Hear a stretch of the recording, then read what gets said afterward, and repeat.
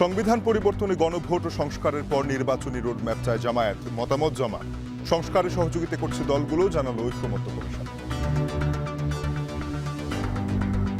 নতুন গঠিত হলে তাদের নতুন কিছু কর্মনীতি কর্মসূচি পলিসি থাকতেই পারে, এটা প্রদর্শনীয় বিষয়। সেই ব্যাপারে আমরা আমাদের কিছু মতামত দিয়েছি, গণভোটের ব্যাপারে আমরা আমাদের মতামত দিয়েছি। রাজনৈতিক দলগুলোর মধ্যে সংস্কারের ব্যাপারে কোনো রকম সংশয় দ্বিধা নেই। বিচারিক আদালতে আরও এক মামলা থেকে খালাস তারেক রহমান। ডিসেম্বরেই নির্বাচন চায় বিএনপি, ইইউ রাষ্ট্রদূতের সাথে বৈঠক। বাতিল হচ্ছে 96টি নির্বাচনী পর্যবেক্ষক সংস্থার নিবন্ধন। নির্বাচন কমিশনের সিদ্ধান্ত, সীমানা নির্ধারণ সহ 5টি বিষয়ে বৈঠক চলছে। 3 এপ্রিল সহ এবার টানা 9 দিন ঈদের ছুটি। নতুন টাকা না আসায় খোলা বাজারে 3 থেকে 500 টাকা বেশিতে বান্ডেল বিক্রি।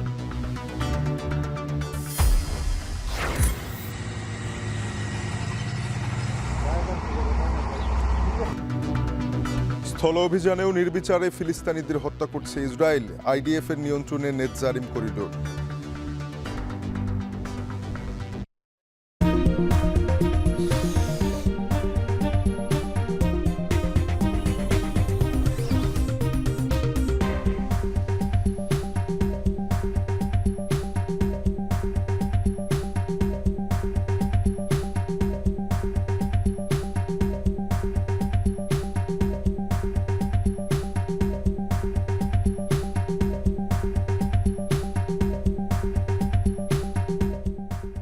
স্বাগত এখন দুপুরে। পুরো আয়োজন জোরের সঙ্গে আছি আমরা দুজন, আমি সুমাই রাত্রি এবং আমি তানজিম শাফিন। রাত্রি, সংবিধান পরিবর্তনে গণভোট, সংস্কারের পর নির্বাচনী রোডম্যাপ এবং সংখ্যানুপাতিক পদ্ধতিতে নির্বাচন চেয়ে সংস্কারের যে দাবিগুলো তা জমা দিয়েছে বাংলাদেশ জামায়াতে ইসলামী। আজ সকালে জাতীয় সংসদ ভবনের এলডি মিলনায়তনে জাতীয় ঐক্যমত্য কমিশনের কো চেয়ারম্যান অধ্যাপক আলী রিয়াজের কাছে দলীয় মতামত জমা দিয়েছেন দলটির সেক্রেটারি জেনারেল মিয়া গোলাম পরওয়ার। শাফিন, এই সময় কিন্তু কমিশনের কো চেয়ারম্যান বলেন সংস্কারের জন্য রাজনৈতিক দলগুলো সহযোগিতা করবে এবং নির্ধারিত সময়ে কমিশন তার কাজ শেষ করবে। এ নিয়ে একটি প্রতিবেদন রয়েছে, চলুন দেখে নেই। প্রধান উপদেষ্টা অধ্যাপক ইউনূসের সভাপতিত্বে জাতীয় ঐকমত্য কমিশন কাজ শুরু করে গত 15 ফেব্রুয়ারি। প্রথম পর্যায়ে গঠিত 5টি সংস্কার কমিশনের সুপারিশের ওপর রাজনৈতিক দলগুলোকে 13 মার্চের মধ্যে মতামত জানাতে বলা হয়। এরই ধারাবাহিকতায় ঐকমত্য কমিশনের সহসভাপতি অধ্যাপক আলী রিয়াজের কাছে সংস্কার প্রস্তাবের কপি জমা দিল জামায়াতে ইসলামী। সংস্কার প্রস্তাব জমা দেওয়ার পর জামায়াতে ইসলামীর সেক্রেটারি জেনারেল গোলাম পরওয়ার বলেন, সংবিধান পরিবর্তনে গণভোট ও সংস্কারের পর নির্বাচনী রোডম্যাপ চায় তার দল। এই নির্বাচনটা হতে হবে প্রপোর্শনাল রিপ্রেজেন্টেশন, পিআর পদ্ধতি, সংখ্যানুপাতিক পদ্ধতি।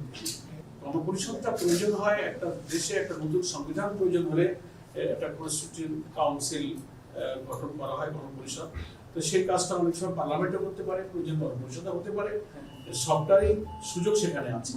তা আমরা এগুলোকে সম্মিলিত করে আমরা মনে করেছি যে আমাদের তো একটা পার্লামেন্ট এখন বিদ্যমান আছে, এক একটা দল নতুন গঠিত হলে তাদের নতুন কিছু কর্মনীতি কর্মসূচি পলিসি থাকতেই পারে, এটা প্রদর্শনীয় বিষয়। সেই ব্যাপারে আমরা আমাদের কিছু মতামত দিয়েছি, গণভোটের ব্যাপারে আমরা আমাদের মতামত দিয়েছি। এ সময় ঐকমত্য কমিশনের সহসভাপতি আলী রিয়াজ বলেন, 15 জুলাইয়ের মধ্যেই সব কাজ শেষ করতে চায় সরকার। এর উপর চাপের কোনো প্রশ্ন আমি দেখতে পাই না। রাজনৈতিক দলগুলো তাদের অবস্থান বলছেন, অবশ্যই তারা বলবেন, কিন্তু কমিশন হিসেবে আমাদের যে দায়িত্ব, সে দায়িত্ব হচ্ছে যে কমিশনগুলো তৈরি হচ্ছে সংস্কার, তার সুপারিশগুলি তুলে ধরা এবং তারই পরিপ্রেক্ষিতে তাদের সঙ্গে আলোচনা করে এক জায়গায় আসা। সংস্কার বা নির্বাচন নিয়ে কমিশনের উপর কোনো চাপ নেই বলেও জানান তিনি। বিএনপি ও এনসিপি ছাড়া এরই মধ্যে 16টি রাজনৈতিক দল ঐকমত্য কমিশনে নিজেদের মতামত জমা দিয়েছে। তৌহিদুল তারেক, এখন, ঢাকা। জাতীয় ঐকমত্য কমিশনের সঙ্গে রাজনৈতিক দলগুলো বৈঠক শুরু হচ্ছে আজ। প্রথম দল হিসেবে বিকেলে লিবারেল ডেমোক্রেটিক পার্টির সঙ্গে সংসদ ভবনের এলডি হলে এ বৈঠক হবে। এ বিষয়ে বিস্তারিত জানাতে আমাদের সঙ্গে যুক্ত হচ্ছেন হাসিব বিল্লাহ। হাসিব, বৈঠক কয়টায় শুরু হবে, কারা কারা থাকবেন জানাবেন?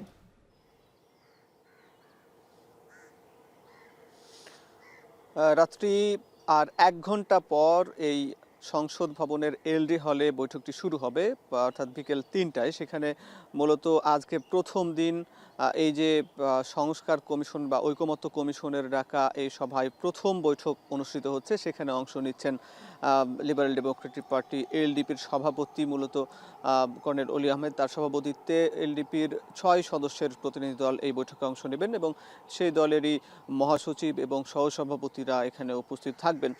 আপনাকে জানিয়ে রাখি, রাত্রি এই যে সংস্কার কমিশনের অন্তর্বর্তী সরকার গঠনের কিছুদিন পরই সংস্কারের জন্য যেসব আলাপ হয় এবং সেখানে প্রথম ধাপে 6টি সংস্কার কমিশন গঠন করা হয় এবং সেই কমিশনগুলো যে রিপোর্ট বা প্রতিবেদন জমা দেয়, সেই প্রতিবেদনগুলো মূলত এই বছরের ফেব্রুয়ারির শুরুর দিকে পূর্ণাঙ্গ প্রতিবেদন জমা দেয় এবং তারপরই ফেব্রুয়ারির মাঝামাঝিতে ঐকমত্য কমিশন গঠন করে। সেখানে প্রধান উপদেষ্টাকে সভাপতিত্ব করে ঐকমত্য কমিশন গঠন হয় এবং যে 6 কমিশনের সদস্যরা ছিলেন তারাই মূলত এই কমিশনের সদস্য এবং এই কমিশনের সহসভাপতি ডক্টর আলী রিয়াজ, যিনি সংবিধান সংস্কার কমিশনের প্রধান ছিলেন, তিনি এই কমিশনের সহসভাপতির দায়িত্ব পালন করবেন। আজকে যে বৈঠকটি অনুষ্ঠিত হবে সেই বৈঠকে ডক্টর আলী রিয়াজ এই সভাপতিত্ব করবেন এই বৈঠকে এবং আরও অন্যান্য যে ঐকমত্য কমিশনের সদস্যরা তারা উপস্থিত থাকবেন এবং প্রধান উপদেষ্টার বিশেষ সহকারী মনির হায়দার এখানে উপস্থিত থাকবেন এবং রাজনৈতিক দল এলডিপি প্রথম এই যে সভায় তাদের মতামত নিয়ে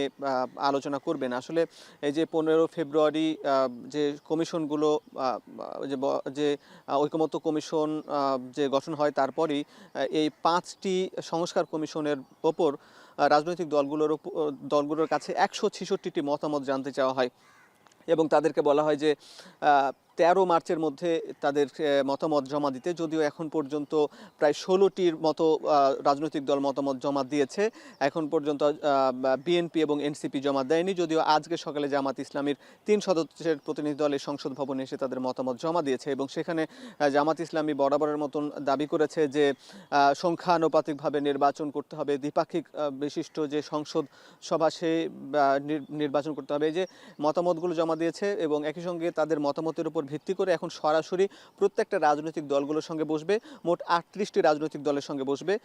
আজকে এলডিপির রাজনৈতিক দল এলডিপি দিয়ে শুরু হচ্ছে এবং পর্যায়ক্রমে বাকি রাজনৈতিক দলগুলোর সঙ্গে সংস্কার ইস্যুতে আলোচনা করবে ওই ঐকমত্য কমিশন।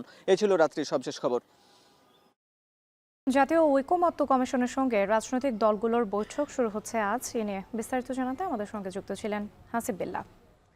বসুন্ধরা গ্রুপের পরিচালক সাব্বির হত্যা মামলার এক আসামি দায় মুক্তি দিতে 21 কোটি টাকা ঘুষ গ্রহণের অভিযোগে দুদকের মামলা থেকে খালাস পেলেন বিএনপির ভারপ্রাপ্ত চেয়ারম্যান তারেক রহমান, সাবেক স্বরাষ্ট্র প্রতিমন্ত্রী লুৎফুজ্জামান বাবর সহ 8 জন। আইনজীবীরা জানান, মামলার সাক্ষীরা কেউ আসামিদের বিরুদ্ধে অভিযোগ করেনি। রাব্বি হোসেনের প্রতিবেদন।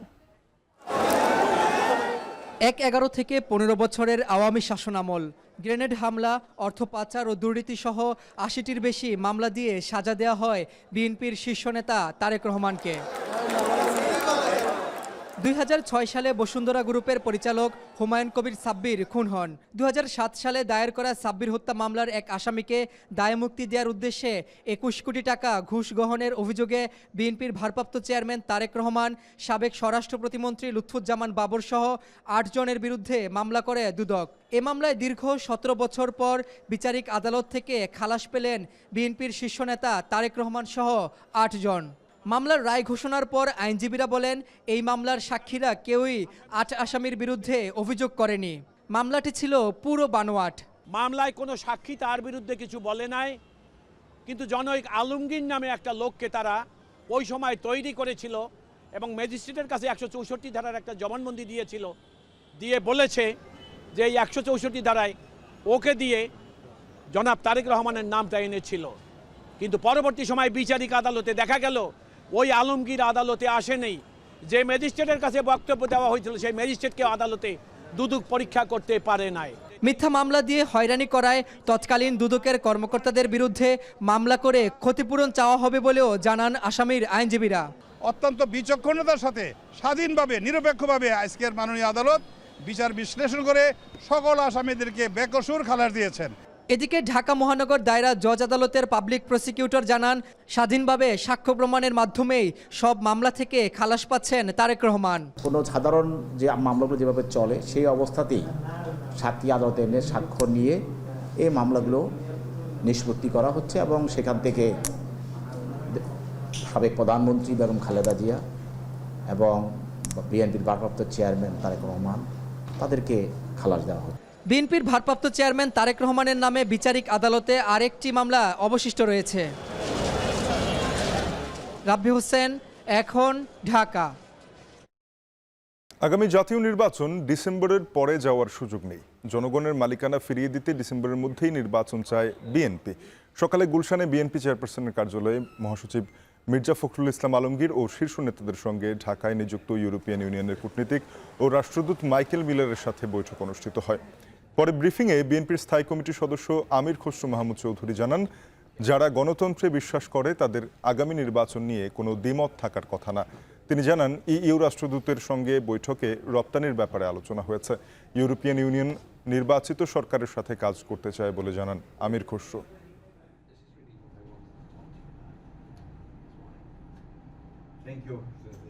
সবাই মনে করে একটা জনগণের সমর্থিত একটি সরকার, সংসদ যেটা জনগণের কাছে দায়বদ্ধ থাকবে, সেটা যত তাড়াতাড়ি সম্ভব হলে দেশের অনেকগুলো সমস্যার সমাধান হয়ে যায় এবং একটা পলিটিক্যাল ওয়েট ছাড়া অনেকগুলো বিষয় সম্মুখীন হচ্ছে কিন্তু সমাধান করা কঠিন।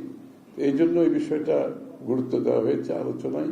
বর্তমানে ইউর নির্বাচনকে ঘিরে, তারপরে সংস্কারকে ঘিরে ইউর যে ক্যাপাসিটি বিল্ডিং ওরা সহযোগিতা করতে রাজি আছে, যেখানে বিশেষ করে ইলেকট্রাল প্রসেস থেকে শুরু করে প্রতিষ্ঠানগুলো যেগুলো ভেঙে পড়েছে এগুলোর সংস্কারের বিষয়ে, এগুলো পরিবর্তন, এগুলো সঠিক জায়গায় ফিরিয়ে আনার জন্য তাদের সমর্থন, ক্যাপাসিটি বিল্ডিং এর জন্য তারা এগিয়ে আসতে রাজি আছে।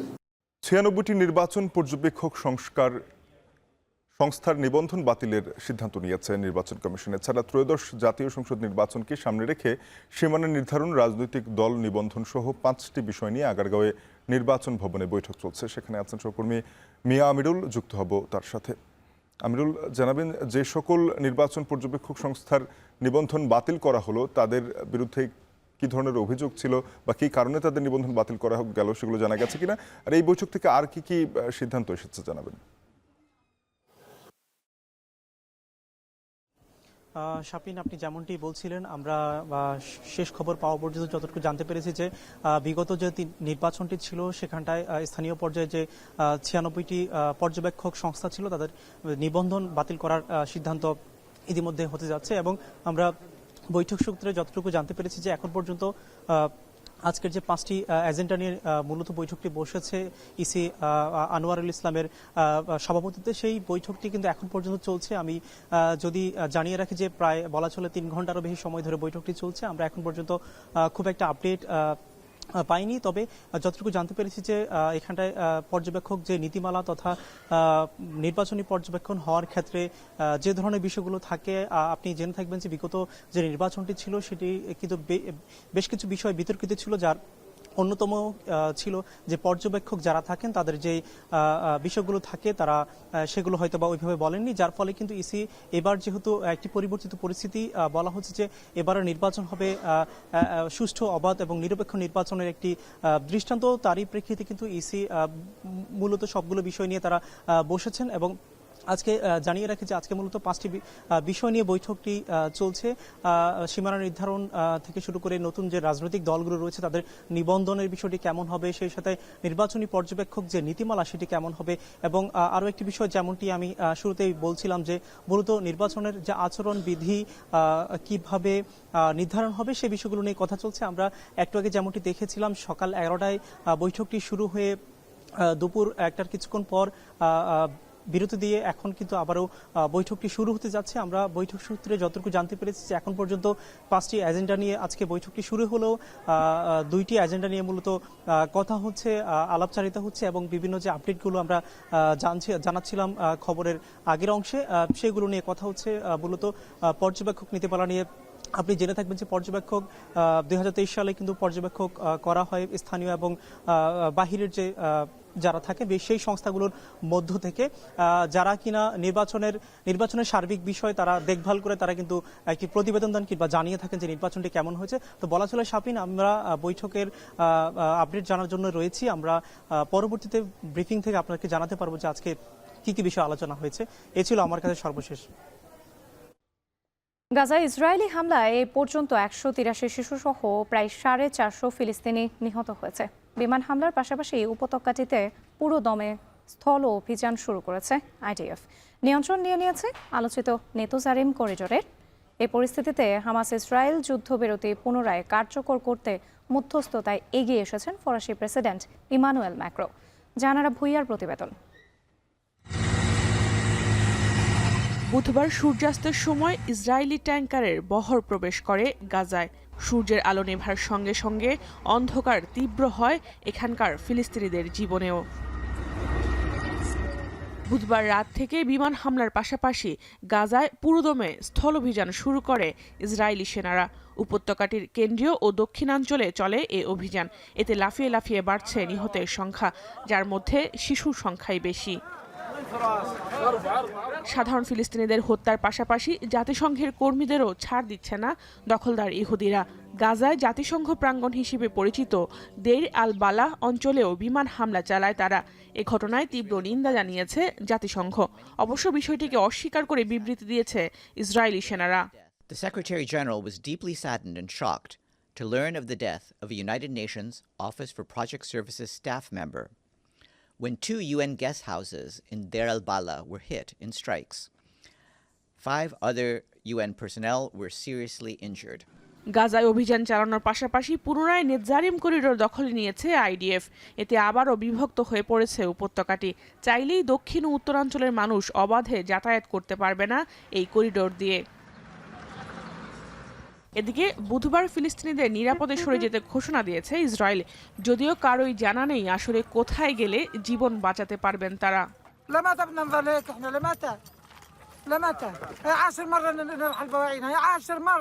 من بيت حنون لدير البلح لرفح بهدلنا. كنا امنين ما صدقنا نكون احنا مستقرين في حياتنا. فجأة ما لقينا الا الاوضاع مقلوبة تحت تهديد العدوان الاسرائيلي. اجبرونا اجبار على الخروج من بيت حنون. والله العظيم ما إلنا مأوى الا بيت حنون. হামাস ও ইসরায়েলের মধ্যে পুনরায় যুদ্ধবিরতি চালু করতে মধ্যস্থতায় নেমেছেন ফ্রান্সের প্রেসিডেন্ট ইমানুয়েল ম্যাক্রো। বুধবার সৌদি যুবরাজ মোহাম্মদ বিন সালমানের সঙ্গে ফোনে কথা বলেন তিনি।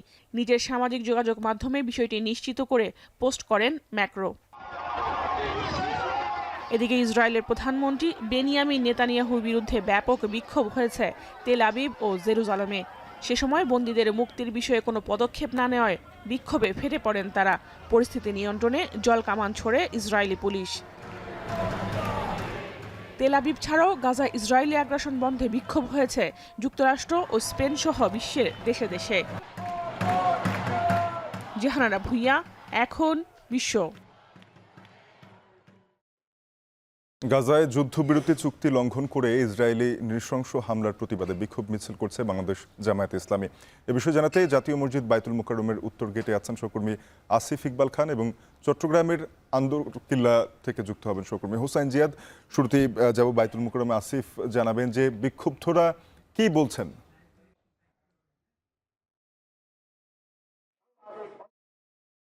যে ইসরায়েলের আগ্রাসন, সেই আগ্রাসনের প্রতিবাদে কিন্তু এই জোহরের নামাজের পর থেকেই কিন্তু বাংলাদেশ জামায়াতে ইসলামের যে দক্ষিণ মহানগরীর দক্ষিণ শাখা আছে তারা কিন্তু এই জাতীয় মসজিদ বাইতুল মোকাররমের দক্ষিণ গেট থেকে কিন্তু বিক্ষোভ সমাবেশ করেছেন এবং সেখান থেকে কিন্তু এই মাত্রই আসলে একটি বিক্ষোভ মিছিল শুরু হয়েছে। বিক্ষোভ মিছিলটি কিন্তু আমরা এখন দেখছি জাতীয় মসজিদ বাইতুল মোকাররমের গেট থেকে কিন্তু সেই বিক্ষোভ মিছিলটি এখন আমরা দেখছি যে সামনে অগ্রসর হচ্ছে এবং সেটি পল্টন হয়ে শাহবাগ পর্যন্ত যাওয়ার কথা রয়েছে। আসলে এই বিক্ষোভ মিছিলের আগে একটি সমাবেশ হয়েছে, সেই সমাবেশ থেকে আসলে এই জামায়াতে ইসলামীর যে নেতাকর্মীরা আছে তারা যে দাবিটি জানিয়েছে, তারা বলছেন যে ইসরায়েলের যে আগ্রাসন, একটি যুদ্ধবিরতির পরেও ইসরায়েল যে আগ্রাসন চালিয়েছে তার প্রতি কিন্তু যে বিশ্ব যেই রাষ্ট্রগুলো আছে, বিশ্বের বড় বড় রাষ্ট্রগুলো আছে তাদের একতাবদ্ধ হওয়ার কথা তারা বলেছেন। তারা বলেছেন যে মুসলিম রাষ্ট্রগুলোর কিন্তু একত্রে আসলে ইসরায়েলের এই যে আগ্রাসন, সেই আগ্রাসনের প্রতিবাদের কথা তারা বলেছেন।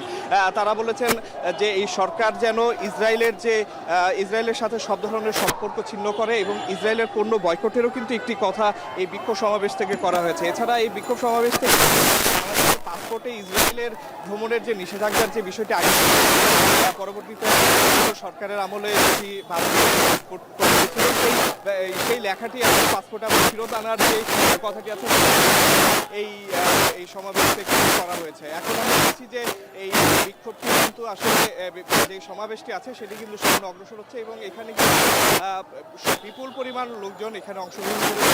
জামাতে ইসলামী সদস্য ছাড়াও এখানে কিন্তু সাধারণ মানুষের উপস্থিতিও আমরা দেখেছি। তাদের সবার মুখে এক দাবি যে ইসরায়েলের যে আগ্রাসন ফিলিস্তিনি রাষ্ট্রের উপরে এবং নিরীহ শত শত মানুষ যে জীবন হারাচ্ছে সেই জীবন হারানোর প্রতিবাদ কিন্তু এখান থেকে একই চাওয়া যে যত বেশি সম্ভব আন্তর্জাতিক সম্প্রদায়ের উদ্যোগে এই ইসরায়েলি নৃশংসতার ইসরায়েল যে আগ্রাসনটি এছাড়া আরেকটি দাবি কিন্তু দেখতে যে আন্তর্জাতিক আদালতের মাধ্যমে ইসরায়েলের আগ্রাসনের বিচারের দাবি কিন্তু ইসরায়েলকে নিষিদ্ধ রাষ্ট্র হিসাবে আসলে দাবি করা হয়েছে এবং এই সমাবেশ থেকে কিন্তু আরো বেশ কিছু দাবি দেওয়া করা হয়েছে যে ইসরায়েলের সাথে সব ধরনের যে সম্পর্ক বাংলাদেশের ইসরায়েলের সাথে সম্পর্ক নেই, কিন্তু অন্য দেশের পাসপোর্ট ব্যবহার করে ইসরায়েলের মিত্ররা এবং ইসরায়েলের লোকজন যেন বাংলাদেশে প্রবেশ করতে না পারেন সেই ব্যাপারেও কিন্তু আসলে এখান থেকে কিন্তু দাবি জানানো হয়েছে এবং এখান থেকে বলা হয়েছে আসলে যে ইসরায়েলের যত পণ্য আছে সেটি বয়কট করার মাধ্যমে যে ইসরায়েলের পণ্যগুলো আছে সেগুলো বয়কটের মাধ্যমে ইসরায়েলকে আসলে অর্থনৈতিকভাবে প্রতিহত করার কিন্তু কথা এই সমাবেশ থেকে আসলে বলা হয়েছে। তো এখন আমরা দেখছি যে এই সমাবেশটি আসলে এখন সামনের দিকে যাচ্ছে এবং এই সমাবেশটি আসলে শাহবাগের সামনে গিয়ে শেষ হবে। তো এই ছিল আমার কাছে সর্বশেষ। চট্টগ্রামেও ইসরায়েলি নৃশংসতার প্রতিবাদ চলছে। জিয়াদ, জানাবেন সেখানে কি ধরনের কর্মসূচি রয়েছে আজ? শাফিন, মূলত কেন্দ্র ঘোষিত কর্মসূচি ছিল জামায়াতে ইসলামীর এবং জোহর নামাজের পর চট্টগ্রামের আন্দরকিল্লা যে শাহী মসজিদ সেই মসজিদ থেকে মূলত বিক্ষোভ মিছিল এবং সেখানে একটি সমাবেশ অনুষ্ঠিত হয়েছে। একটু আগে আমি যেখানে আছি প্রেস ক্লাবে, এখানে এখন থেকে আরও প্রায় 10 মিনিট আগে তাদের যে বিক্ষোভ মিছিলটি ছিল সেটি এসে শেষ হয়েছে এবং এখানেও তারা একটি সংক্ষিপ্ত সমাবেশ করেছিলেন। বলা যায় যে প্রায় 1 ঘন্টার একটি কর্মসূচি তারা পালন করেছেন, বিক্ষোভ মিছিল এবং সমাবেশ। এবং জামাত ইসলামীর পাশাপাশি আমরা দেখেছি যে বিভিন্ন স্কুল কলেজ এবং শিক্ষা প্রতিষ্ঠানের শিক্ষার্থীরাও এই মিছিলে অংশ নিয়েছেন। তারা ইসরায়েলের যে বর্বর হামলা চালাচ্ছে ফিলিস্তিনিতে, বিশেষ করে গাজা অঞ্চলে যেই যুদ্ধবিরতির পর যে হামলাটি শুরু করেছে সেই হামলার প্রতিবাদ জানিয়েছেন, সেই হামলা বন্ধের দাবি জানিয়েছেন এবং তারা বলছেন যে সেখানে অমানবিকভাবে আসলে হামলা চালানো হচ্ছে, যুদ্ধের রীতিনীতি ভঙ্গ করে সেখানে শিশুকে হত্যা করা হচ্ছে, নারীকে হত্যা করা হচ্ছে, বিভিন্ন ক্রসিংগুলো রয়েছে বিভিন্ন দেশের সাথে যে সীমান্ত পথ সেগুলো আসলে বন্ধ করে রাখা হয়েছে এবং এই সেহেরি এবং এই রমজানের সময় তাদের উপর যেই একাধারে বোমা বর্ষণ করা হচ্ছে, নির্বিচার হত্যা করা হচ্ছে তার প্রতিবাদ তারা জানাচ্ছেন এবং একই সাথে তারা বলছেন যে যেই সীমান্তগুলো রয়েছে বিশেষ করে জর্ডান কিংবা সিরিয়া মিশরের সাথে যে সীমান্ত পথগুলো এই রমজানের মধ্যে তারা সেই সীমান্ত পথগুলো খুলে দেওয়ার দাবি জানাচ্ছেন যাতে বিশ্ব থেকে যে খাদ্য সহায়তা সেটি রমজানের মধ্যে অন্তত পৌঁছানো যায়। একই সাথে তারা বলছেন যে যুক্তরাষ্ট্র সহ অন্যান্য দেশ তাদেরকে সহায়তা করছে, অস্ত্র দিচ্ছে, সেই সহায়তা বন্ধের দাবি জানাচ্ছেন এবং কিছুটা আরব বিশ্বের যেই নেতারা রয়েছেন বা আরব বিশ্বের যে মুসলমানরা রয়েছেন তারা যাতে ঐক্যবদ্ধ হয় এবং ইসরায়েলের বিরুদ্ধে সারা বিশ্বের মুসলমানদেরকে ঐক্যবদ্ধ হওয়ার দাবি জানিয়েছেন এখানকার নেতারা। শাফিন, যুদ্ধবিরতি লঙ্ঘন করে ইসরায়েলের নৃশংসতার বিক্ষোভ করছে বাংলাদেশের জামায়াতে ইসলামী, তা নিয়ে জানাচ্ছিলেন সহকর্মী হোসেন জিয়া চট্টগ্রাম থেকে। এর আগে আসিফ ইকবাল খান যুক্ত হয়েছিলেন ঢাকা থেকে। ঈদে আরও একদিন ছুটি বাড়ল সরকারি কর্মকর্তা কর্মচারীদের। বৃহস্পতিবার উপদেষ্টা পরিষদের বৈঠকে 3 এপ্রিলও ছুটি দেওয়ার সিদ্ধান্ত নেওয়া হয়েছে। এবছর পবিত্র ঈদ উল ফিতরে সরকারি কর্মকর্তা কর্মচারীদের জন্য ঘোষিত লম্বা ছুটি আরও লম্বা হলো। ঈদ উপলক্ষে আগেই 5 দিন টানা ছুটির ঘোষণা করেছিল সরকার, সেখানে এখন নির্বাহী আদেশে আরও একদিন ছুটি ঘোষণা করা হয়েছে। এর ফলে এবার 28 মার্চ থেকে আগামী 5 এপ্রিল পর্যন্ত টানা 9 দিন ছুটি পাচ্ছেন সরকারি কর্মকর্তা কর্মচারীরা। চাঁদ দেখা সাপেক্ষে 31 মার্চ পবিত্র ঈদ উল ফিতর হতে পারে। সম্ভাব্য এই তারিখ ধরে আগেই 5 দিনের ছুটির তারিখ নির্ধারণ করেছিল জনপ্রশাসন মন্ত্রণালয়। রাজধানীর বিপণী বিতানগুলোতে জমে উঠেছে ঈদের কেনাকাটা। এ নিয়ে বিস্তারিত জানাতে মিরপুর 1 নম্বর শপিং মল থেকে যুক্ত হচ্ছেন শাহিনুল ইসলাম সাগর। সাগর, ঈদে কি ধরনের বেচা বিক্রি হচ্ছে, কি ধরনের কাপড়ের চাহিদা সবচেয়ে বেশি জানাবেন?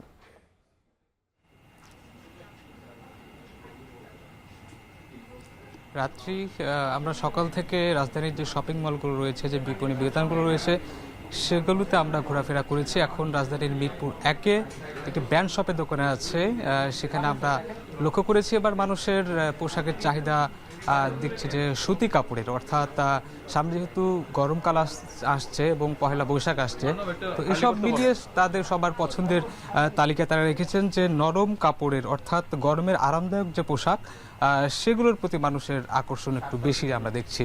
এছাড়াও প্রত্যেকটি পোশাকে আমরা একটি বিষয় লক্ষ্য করেছি যে পোশাকের রং এবং নকশাতে যেটি আছে, রঙের ক্ষেত্রে দেখেছি যে হালকা রঙের পোশাক এটার চাহিদা সবচেয়ে বেশি। এছাড়াও যে নকশা আছে, সে নকশার ক্ষেত্রে যে এমব্রয়ডারির যে কাজ রয়েছে, সেগুলো খুবই হালকা এবং যেটা হচ্ছে যে মানুষকে গরমের দিনে স্বস্তি দেবে এমন ধরনের পোশাক আমরা সবচেয়ে বেশি দেখছি, এবং যারা ক্রেতারা তারাও এ ধরনের পোশাক বেশি কিনছেন। রাজধানীর যে বিপণী বিতানগুলো রয়েছে, যে শপিং মলগুলো রয়েছে, সেগুলোতে ভিড় বাড়ছে। সামনে যেহেতু কালকে ছুটির দিন রয়েছে, একই সঙ্গে কালকে 20 রমজান, সুতরাং ব্যবসায়ীদের একটি প্রত্যাশা ছিল যে রমজানের তৃতীয় দশকে তাদের বেচা বিক্রি আরও বাড়বে। কালকে যেহেতু ছুটির দিন, সেহেতু তাদের প্রত্যাশা আরও একটু বেশি, কারণ আমরা দেখেছি যে রাজধানীর কর্মমুখী মানুষ ছুটির দিন পেলেই তারা তাদের বাজার করতে বের হন, এবং যেহেতু সামনে ঈদ, সুতরাং ঈদ উপলক্ষে তাদের যে বাজার, সেটি মূলত এই সপ্তাহে সবচেয়ে বেশি করবে বলে আমাদেরকে এই ধরনের আমরা সংকেত তারা পেয়েছি। এছাড়াও আমরা দেখেছি রাজধানীতে যে পোশাকের যে মার্কেটগুলো রয়েছে, যে বিপণী বিতানগুলো রয়েছে, সেগুলোতে নানা বয়সী মানুষ এসে ভিড় করছেন, এবং একই ছাদের নিচে সব ধরনের পোশাক পাওয়ায় বিশেষ করে ব্র্যান্ড শপগুলোতে আরও বেশি ভিড় বাড়ছে, এবং পুরুষদের পোশাক কেনাকাটা আমরা দেখেছি যে সেখানেও আরও অনেক বেশি বেড়েছে। তো এই ছিল রাজধানীর মিরপুর 1-এর যে শপিং মলের যে খবরাখবর, সেটি সবশেষ। ঈদে নতুন জামার সাথে বাড়তি আনন্দ যোগ করে নতুন টাকার সালামি। প্রতিবারই ঈদে নতুন টাকা বাজারে ছাড়া হলেও এবারই ব্যতিক্রম। পুরনো টাকা বাজার থেকে তুলে নেয় নতুন নোট ছাড়েনি বাংলাদেশ ব্যাংক, তাই খোলা বাজারে ছোট টাকার বান্ডেলে 500 টাকা পর্যন্ত বেশি দিতে হচ্ছে গ্রাহককে। ব্যাংক থেকে না পেলেও ছোটদের খুশি করতে অতিরিক্ত দামে অনেককেই কিনতে দেখা গেছে নতুন টাকা। অপরদিকে মে মাসের শেষ দিকে নতুন নকশার টাকা বাজারে পাওয়া যাবে বলে জানিয়েছে বাংলাদেশ ব্যাংক। বিস্তারিত আতাউর নিয়নের প্রতিবেদনে। নতুন জামা পরে ঈদের নামাজের মধ্য দিয়ে দিনটিকে উদযাপন শুরু করে ছোট বড় সকলে। এদিন বাড়তি আনন্দে যোগ হয় নতুন টাকার সালামি। তাই ঈদকে কেন্দ্র করে প্রতি বছর নতুন টাকা বাজারে ছাড়ে বাংলাদেশ ব্যাংক। বিশেষ করে রমজানের ঈদকে কেন্দ্র করে কয়েক হাজার কোটি নতুন টাকার প্রতি বছর বাজারে আসে। তবে এবার ঈদে নেওয়া হয়েছে ভিন্ন সিদ্ধান্ত। 5 আগস্ট স্বৈরাচারী হাসিনা সরকারের পতনের পর পুরানো টাকা বাজার থেকে তুলে নেওয়ার সিদ্ধান্ত নিয়েছে অন্তর্বর্তী সরকার। তাই এবার ঈদে নতুন টাকা ছাড়েনি বাংলাদেশ ব্যাংক। এতে ব্যাংকগুলোতে নতুন টাকা সংগ্রহ করতে আসছেন না গ্রাহক। বিতরণ বন্ধ থাকায় ব্যাংকে নেই বাড়তি চাপ। অনেকটাই ফাঁকা ব্যাংকের একাধিক কাউন্টার। অনেকটাই ভিন্ন চিত্র দেখা গেছে নতুন টাকার হাটে।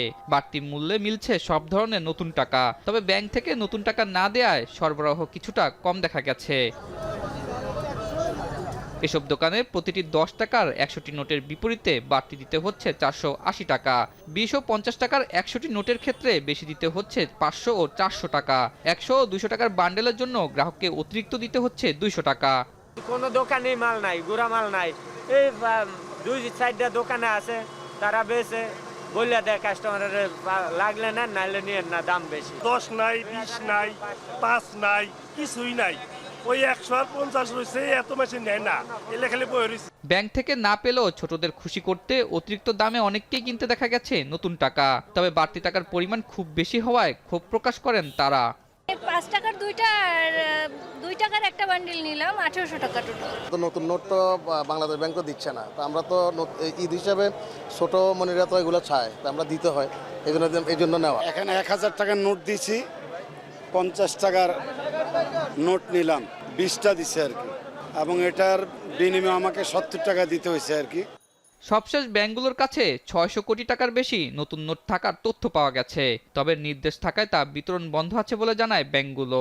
তার মধ্যেও একটা প্রস্তুতি, ওইভাবে মানসিক প্রস্তুতি আছে। তারা গত অন্যান্য বারের মতো নতুন টাকা খুব যে একটা আমাদের কাছে চাহিদা বা এরকম নেওয়ার জন্য ভিড় করছে, এরকমটি না। কারণ তারা জানেন যে এটা এই বছর নতুন টাকাটা ব্যাংক থেকে সরবরাহ করা হবে না।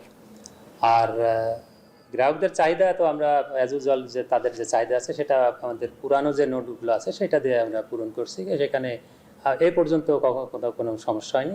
অপরদিকে মে মাসের শেষ দিকে নতুন নকশার টাকা বাজারে পাওয়া যাবে বলে জানিয়েছে বাংলাদেশ ব্যাংক।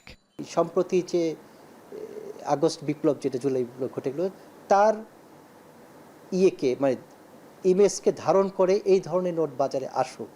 তো সেটা আসার জন্য যেহেতু সময় লাগছেই, অতএব সেই ক্ষেত্রে আমার মনে হয় মানে দেশের সংখ্যাগরিষ্ঠ মানুষই এই ত্যাগটা স্বীকার করতে রাজি হবে যে আমরা এবার ইটটা না হয় প্রচলিত নোট বা অপেক্ষাকৃত মলিন নোট দিয়ে কাটিয়ে দেই, সামনে আমাদের জন্য ফ্রেশ নোট আসছে। আগামীতে শুধু ঈদে নয়, পুরো বছর জুড়ে পাওয়া যাবে নতুন টাকা। তবে ক্যাশলেস সোসাইটি বাস্তবায়নে ধীরে ধীরে এর পরিমাণ কমিয়ে আনার পরিকল্পনা রয়েছে কেন্দ্রীয় ব্যাংকের। আতউনিয়ন, এখন, ঢাকা। ঢাকা চট্টগ্রাম মহাসড়কের কুমিল্লার সোয়াগাজী বাজারে অবৈধ স্থাপনার বিরুদ্ধে উচ্ছেদে অভিযান চালাচ্ছে সড়ক ও জনপথ বিভাগ। সরানো হচ্ছে দুই পাশের দখল হয়ে থাকা বিভিন্ন দোকানপাট ও ব্যবসা প্রতিষ্ঠান। এ নিয়ে আরও জানাতে চলে যাচ্ছি মাসুদ আলমের কাছে। মাসুদ, এই উচ্ছেদে কতটি স্থাপনা সরা হয়েছে এখন পর্যন্ত?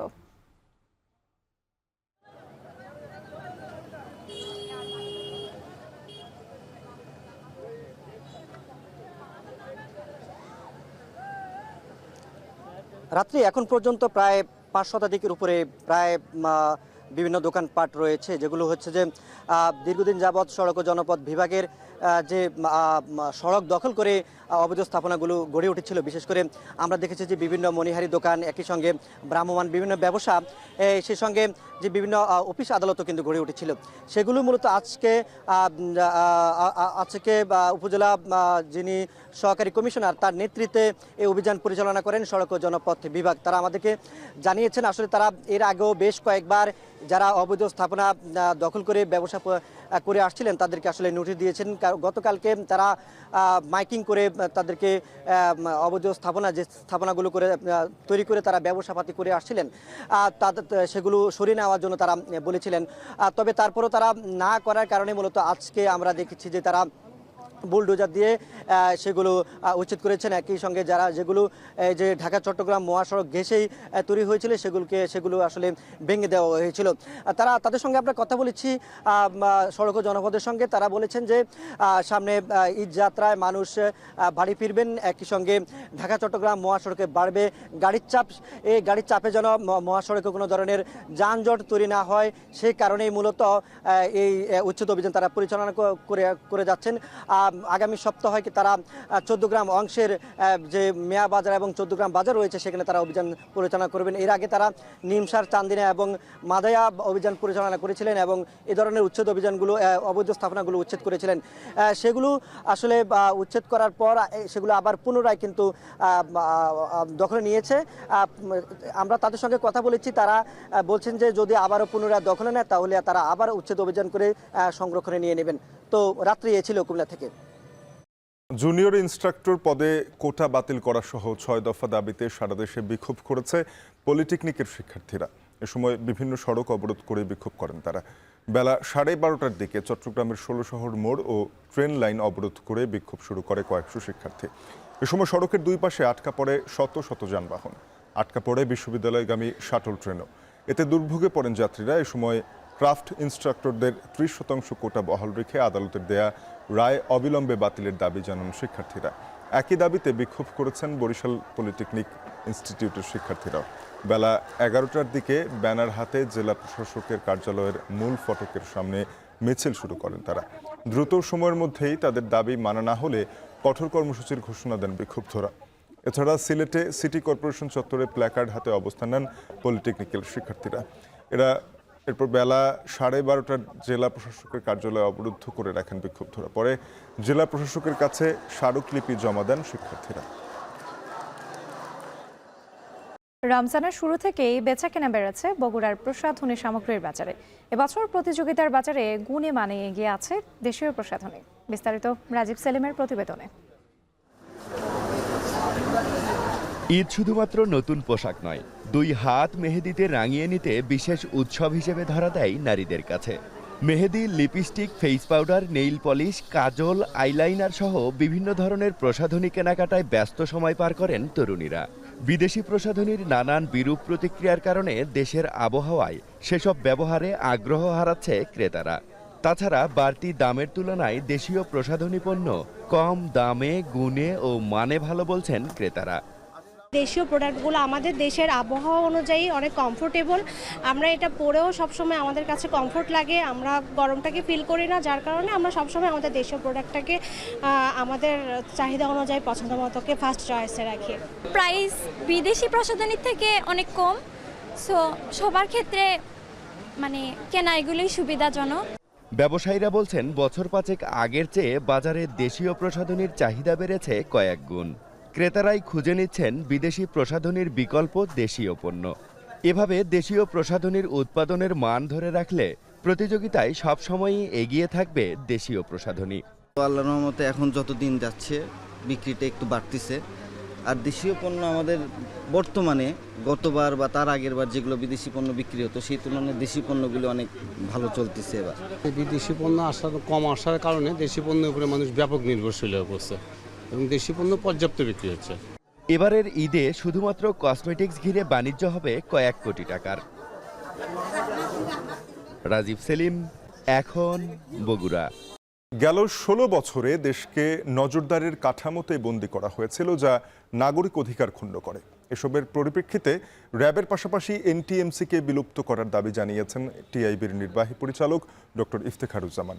সকালে রাজধানীর টিআইবি কার্যালয়ে সংবাদ সম্মেলনে তিনি বলেন, ক্ষমতার অপব্যবহার করে অর্থ আত্মসাৎই ছিল কর্তৃত্ববাদী সরকারের মূল এজেন্ডা।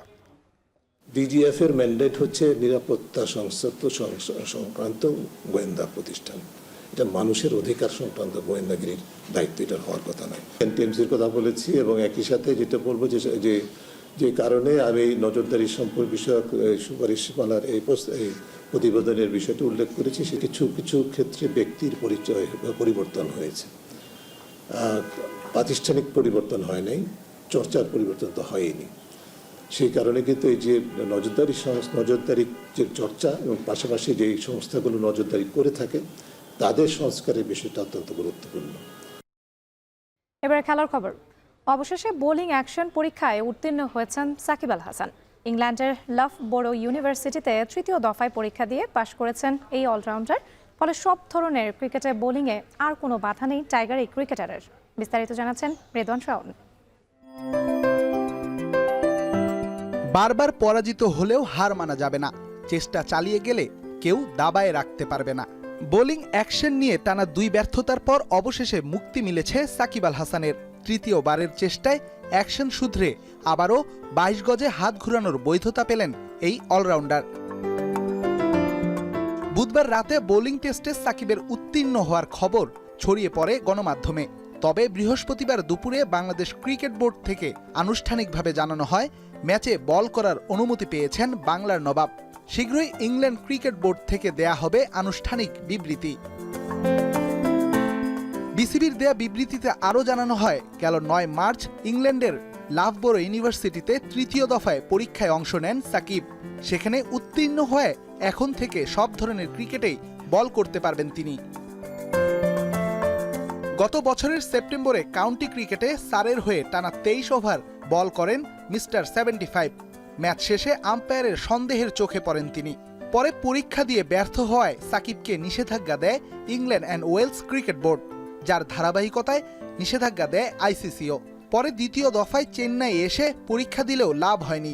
টানা 2 পরীক্ষায় ব্যর্থ হওয়ায় নিষেধাজ্ঞা বহাল থাকে বাংলাদেশের সাবেক অধিনায়কের নামের পাশে। তবে নামটা সাকিব বলেই হয়তো বারবার খুঁজে পাওয়া যায় ফিরে আসার আত্মবিশ্বাস। নিষিদ্ধ হওয়ার পর সব ধরনের ক্রিকেট থেকে নিজেকে দূরে রেখে করে গেছেন কঠোর পরিশ্রম, যার ফল পেলেন তৃতীয় দফায় বোলিং টেস্টে।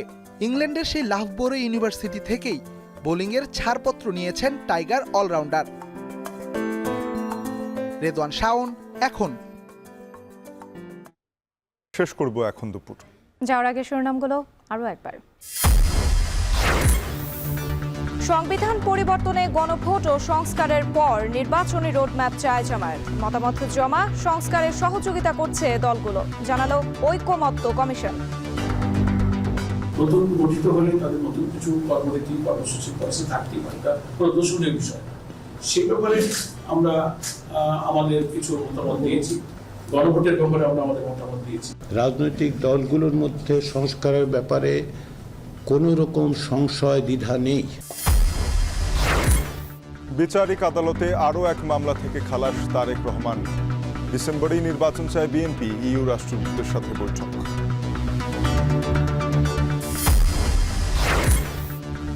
বাতিল হচ্ছে 96টি নির্বাচনী পর্যবেক্ষক সংস্থার নিবন্ধন। নির্বাচন কমিশনের সিদ্ধান্ত, সীমানা নির্ধারণ সহ 5টি বিষয়ে বৈঠক চলছে।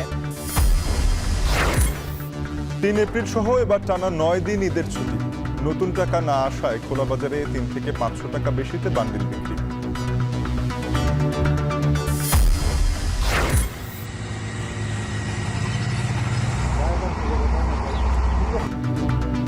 এবং স্থল অভিযানেও নির্বিচারে ফিলিস্তিনিদের হত্যা করছে ইসরায়েল। হামলার প্রতিবাদে দেশের বিভিন্ন স্থানে বিক্ষোভ মিছিল।